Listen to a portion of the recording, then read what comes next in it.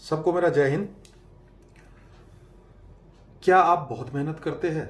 क्या आप डेली 10 से 12 घंटा पढ़ते हैं, फिर भी अच्छे नंबर नहीं आते हैं? और आपको लगता है कि जो आपका दोस्त है, जो कि आपसे कम मेहनत करता है, खेलता है, खेल कूद में ध्यान देता है, गाना भी सुनता है, मूवी भी देखता है और आपसे ज़्यादा नंबर लाता है, और आपको लगता है कि आपका दोस्त वो गॉड गिफ्टेड है, सुपर टैलेंटेड है ना? ऐसा ही लगता है ना? क्या ऐसा ही है? नहीं, ऐसा नहीं है। आपको ऐसा लगता होगा पर ऐसा नहीं है। एक कहावत कहना चाहूंगा, कहते हैं ना, सफल व्यक्ति कोई अलग काम नहीं करता है, वो काम को अलग ढंग से करता है। वो हर काम को अलग ढंग से करता है। समझ में आ रहा है? वो डिफरेंट वे से करता है। वैसे जो बच्चा आपसे ज़्यादा नंबर ला रहा है और कम टाइम मेहनत करके अच्छा फल उसको मिल रहा है, इसका मतलब ये नहीं कि वो सुपर टैलेंटेड है, गॉड गिफ्टेड है। ऐसा नहीं है। वो पढ़ाई को कोई दूसरा तरीके से पढ़ता है, आपसे डिफरेंट वे में पढ़ता है। ये जो तरीका है, या तो वो किसी से सुना होगा, या तो अपने आप उसमें होगा, अपने आप खुद आजमाया होगा, तभी वो ऐसा पढ़ता है। ये है बस डिफरेंस। समझ में आ रहा है? तो आज मैं आपको बताऊंगा, पहले तो मैं आपको बताऊंगा कि पढ़ते कैसा है, और दूसरे में मैं आपको बताऊंगा कि 7 गोल्डन रूल्स, कोई भी कंपटीशन एग्जाम को क्रैक करने की 7 गोल्डन रूल्स। तो पहले देखते हैं कि पढ़ते कैसे है। आइए जानते हैं कि पढ़ते कैसे है। ठीक है, जैसे आपने एपीजे अब्दुल कलाम जी, उनके नाम तो सुना होगा, हमारे पूर्व राष्ट्रपति। मिसाइल मैन के नाम से घर घर में वो परिचित है। सिर्फ हमारे देश में नहीं, पूरी वर्ल्ड में वो परिचित है, माना हुआ व्यक्तित्व है। क्या आपको लगता है कि डॉक्टर एपीजे अब्दुल कलाम जी गॉड गिफ्टेड थे? नहीं, कोई गॉड गिफ्टेड नहीं थे। वो उनका रुचि था पढ़ाई में, उनका रुचि था पढ़ाई में, रिसर्च में। उन्होंने पढ़ाई किया, उन्होंने रिसर्च किया, उन्होंने कड़ी मेहनत किया, तभी वो उस क्षेत्र में सर्वश्रेष्ठ बने। जैसे कि दूसरा एक एग्जांपल देता हूं, जैसे खेल जगत में आप ले लीजिए सचिन तेंदुलकर जी, जिनको कि God of cricket, master blaster, little master, पता नहीं कितने नामों से वो जाने जाते हैं। क्या ऐसे ही उनको गॉड ऑफ क्रिकेट कहा जाता है? नहीं। और क्या वो गॉड गिफ्टेड थे? नहीं। वो उन्होंने अपने क्रिकेट की खूबी को पहचाना, अपने अंदर उनको पता चला कि मैं क्रिकेट अच्छा खेल सकता हूं, और उसके लिए उन्होंने दिन रात एक किए, कड़ी मेहनत किए, तभी तभी उनको सफलता मिली। जैसे कि हम एग्जाम्पल ले लेते हैं कई क्षेत्र का। जैसे आपको अभिनय में देखिए, अमिताभ बच्चन जी माने हुए अभिनेता है, ठीक है ना? आप स्पोर्ट्स में देख लीजिए, स्पोर्ट्स में कई स्पोर्ट्समैन हैं। हम हर क्षेत्र में अगर देखेंगे तो जिनको उस क्षेत्र में रुचि होता है और उस क्षेत्र के लिए वो अलग तरीके से कुछ करते, तभी उनको सफलता मिलती है। ठीक वैसे ही पढ़ाई के लिए हमको अलग सी स्ट्रेटेजी अपनानी पड़ेगी, अलग सी तरीका अपनाना पड़ेगा। जैसे कि आप स्क्रीन में देख पा रहे होंगे, इसको बोलते हैं हम लर्निंग पिरामिड। ये कोई मैं अपने मन से नहीं बनाया हूं, ये रिसर्च एंड एनालिसिस किया हुआ तकनीक है। आप इसको गूगल सर्च भी कर सकते हैं, आपको दिखा देगा। लर्निंग पिरामिड आप जो देख पा रहे हैं, उसमें देखिए सबसे शीर्ष में क्या है? लेक्चर। हम कभी कोई लेक्चर सुनते हैं तो हमको 5% याद आता है। जैसे हम क्लासरूम में कोई चीज सुन के आए तो हमको कितना याद आएगा? 5%। मतलब आप हिसाब कीजिए, 1 घंटे आप अगर पढ़ के आए, आपको उसका 5% ही आप याद कर सकते हो।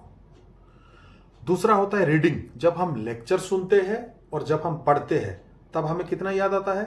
हमको 10% याद आता है। हम 10% तक याद कर सकते हैं। तीसरा आता है ऑडियो विजुअल।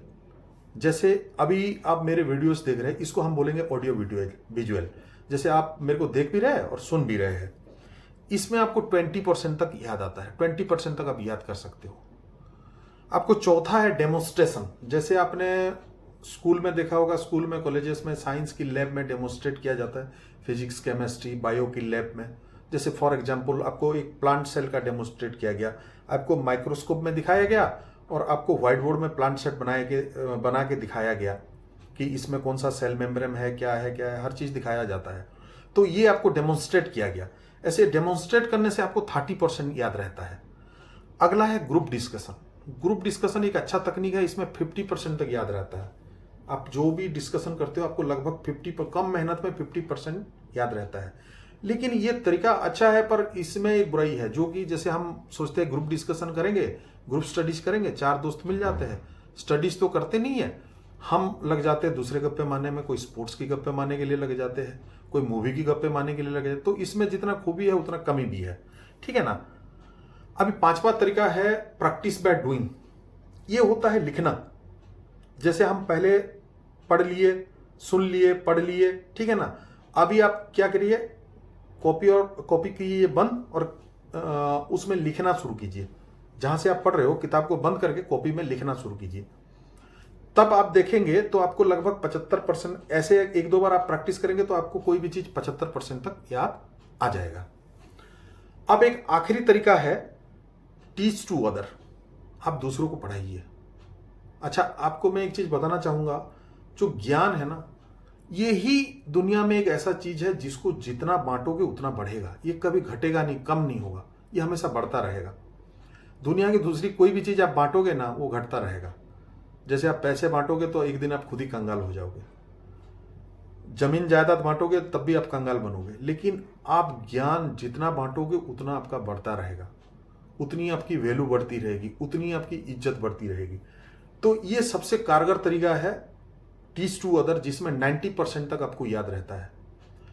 जैसे आप पहले पढ़िए, प्रैक्टिस कीजिए एक चैप्टर को और उसको पढ़ाइए। किसको पढ़ाएंगे? आपके दोस्त को पढ़ाइए, किसी दोस्त को पढ़ाइए। ये मत सोचिए कि मेरा दोस्त मेरे से ज़्यादा जान लेगा, कुछ नहीं होता उसमें, आपकी ही ज्ञान बढ़ेगा। अपनी दोस्त को पढ़ाइए। कोई दोस्त नहीं मिला, अपनी भाई बहन को पढ़ाइए। नहीं मिला, अपने मम्मी पापा को पढ़ाइए। कोई अगर नहीं मिलता ना, शीशे के सामने पढ़ाइए। एज्यूम करिए कि मेरे सामने स्टूडेंट बैठे हुए, मैं पढ़ा रहा हूँ, और पढ़ाइए। आप देखेंगे, इन तरीका को अपना के देखिए, आपको कितना जल्दी आपको जो भी सब्जेक्ट नॉलेज आप जानना चाहते हैं वो कितना जल्दी आपको याद आ जाता है। आप जान सकते हैं इसको। कुछ दिन प्रैक्टिस कीजिए और मेरे को कमेंट कीजिए। अच्छा, एक इंपॉर्टेंट बात यह है कि जब आप पढ़ते हैं ना, तो कोशिश कीजिए अपनी इंद्रियों को, मैक्सिमम इंद्रियों को यूज कर। इंद्रिय मतलब सेंस ऑर्गन। हमारा जो 5 सेंस ऑर्गन है उसमें मैक्सिमम को यूज करने की। अमूमन हम लोग क्या करते हैं, एक ही सेंस ऑर्गन को यूज करते हैं। जैसे आप लोग भी हो, आप क्या किए, बुक निकाल लिए, ऐसे करके आपने पढ़ लिया, तो सिर्फ आपका आंख ही उसको पढ़ सकता है, ठीक है ना। अभी उसको क्या कीजिए, उसको आप बोल बोल कर पढ़िए। जब बोल बोल कर पढ़ेंगे क्या होगा, आपकी टंग ये एक्टिव हो जाएगा, आपकी कान सुनेगा, ये एक्टिव हो जाएगा, ठीक है ना।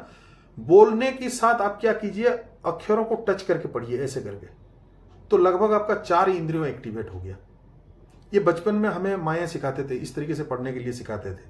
माएँ किचन में काम करते थे, हमको बोलते थे तो बोल बोल के पढ़, और वो वहां से सुनते रहते थे। आजकल वो प्रथा छूट गया, तो इसी को अपनाइए। तो लगभग आपका 4 इंद्रियां, 4 सेंस ऑर्गन आपका काम करना शुरू कर देता है। तो इसमें क्या है, आप बहुत जल्दी ग्रास्प करते हो। तो आप लोग इसी प्रक्रिया को अपनाएं और कुछ दिन प्रैक्टिस करके देखिए, और फिर मेरे को कमेंट्स में लिखिए कि तरीका कैसा लगा। ये मेरा तरीका नहीं है, ये रिसर्च किया हुआ तरीका है और बहुत अच्छा है, इसको प्रैक्टिस कीजिए। अभी देखते हैं कि ये तो हम पढ़ना सीख गए कि पढ़ना कैसे। अभी देखते हैं कि हम कंपटीशन की, कॉम्पिटिटिव एग्जाम की कैसे तैयारी करें। कोई भी कॉम्पिटिटिव एग्जाम हो उसके लिए हम क्या तैयारी बरतना चाहिए, क्या क्या करना चाहिए। मैंने इसके लिए 7 गोल्डन प्रिंसिपल बनाया है, 7 प्रिंसिपल बनाया है, 7 रूल बनाए हैं, जो कि मोस्ट इंपॉर्टेंट है। और मैंने अपने लाइफ में देखा है, इसको जो बच्चों ने या तो जो कंपटीशन की तैयारी कर रहे थे, जिन्होंने भी अपनाया है, उनको 100% सफलता मिली है। आप भी इसको सुनिए और प्रयास कीजिए, देखिए कि कैसा लगता है, ठीक है ना। मैंने इसका नाम दिया है स्पष्टर, SPASTER, ठीक है ना। S में पहले आता है स्ट्रेटजी, प्लानिंग। आप पहले तो प्लानिंग कीजिए कि आप कौन सी एग्जाम देने जा रहे हैं, उसकी सिलेबस क्या क्या है, उसमें कंटेंट क्या क्या है।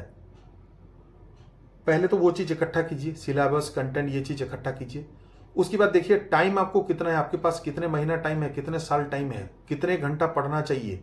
पढ़ने के तरीका हमने सीख लिए, कितना घंटा हम पढ़ने से पूरा कोर्स कवर होगा, ये करिए। पहले प्लानिंग करिए। जिंदगी में कोई भी काम करो, अनप्लान कोई चीज नहीं होता, प्लानिंग करना ही पड़ता है, आपको स्ट्रेटेजी बनाना ही पड़ता है, हर चीज की स्ट्रेटेजी बनाना पड़ता है। ठीक है। कंटेंट सिलेबस की आपको 100% नॉलेज होना चाहिए। आपको कंसेप्ट में फोकस करना है। जैसे आप मान लो आजकल जो कॉम्पिटिटिव एग्जाम हो रहे हैं, जैसे उसमें मैथ का है, तो आपको मैथ का अलग अलग ट्रिक्स सीखना है, कैलकुलेशन की स्पीड बढ़ाना है, कैसे कैलकुलेशन की स्पीड बढ़ेगा, कैसे वो ट्रिक भी सीखना है, उसको अप्लाई भी करना है। आप हमारे यूट्यूब चैनल में जाके आप देख सकते हो, बहुत सारे कैलकुलेशन के ट्रिक्स है, उसको व्यू कर सकते हो। ठीक है ना। अभी दूसरा आता है प्रैक्टिस बा अभ्यास करना। आप जो टेस्ट बा जो परीक्षा देना चाहते हो, उस परीक्षा के आप मॉक टेस्ट दीजिए। उस परीक्षा में कितने मार्क्स का टेस्ट होता है, उसी हिसाब से पुराने सालों के आप क्वेश्चन पेपर देखिए और आप घर में टेस्ट दीजिए और देखिए कि आपका क्या हो रहा है। ठीक है ना। अभी तीसरे नंबर में आता है एक्यूरेसी। आपका आंसर हमेशा सही देना है। इसके लिए आपको वही फिर पुराने में जाना है, अभ्यास। अभ्यास होगा तो आप सही आंसर दे सकते हो। उसकी बाद चौथे में आता है स्पीड। आपका स्पीड होना है, जितने स्पीड में एक नंबर खत्म होना चाहिए वो आपको करना पड़ेगा। पांचवा आता है आपको टाइम। टाइम के हिसाब से आपको करना पड़ेगा। अगर 2 घंटे की टेस्ट है, 2 घंटे के अंदर आपको करना है। सबसे बड़ा प्रॉब्लम आता है आजकल कि बच्चों को आता भी है लेकिन टाइम उसको कम मिलता है, क्योंकि उनके अभ्यास में कमी आता है। छठा आता है आपको इवैल्यूएट।